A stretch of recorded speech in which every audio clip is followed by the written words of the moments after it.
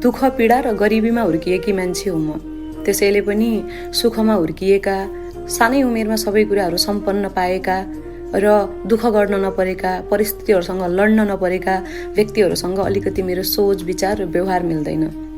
त्यसैले पनि म त्यस्ता व्यक्तिहरूसँग अलिकति टाढा बस्ने गर्छु। मैले निकै सानो उमेरमा जुन बेला मान्छेको बालापन सुरु हुन्छ, मैले त्यो उमेरमा पैसाको महत्त्व चिन्न थालेकी थिएँ, बुझ्न थालेकी थिएँ। को आफ्ना हुन् र को पराई, त्यो कुरा निकै नमजाले जानिसकेकी थिएँ र सानै उमेरमा निकै परिपक्व भइसकेकी थिएँ। मलाई निकै राम्ररी थाहा छ, पैसा हुँदा पराई पनि आफ्ना भएका र हामीसँग पैसा नहुँदा आफ्ना पनि टाढिएका।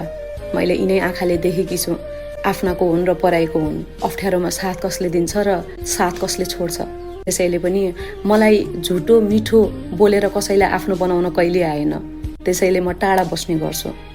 तर एउटा कुरा के भने, जीवनले जे सुकै पाठ पनि सिकायो, जुनसुकै परिस्थितिमा पनि पुगायो, भगवानसँग चाहिँ जहिले पनि म धन्यवाद गर्ने गर्छु।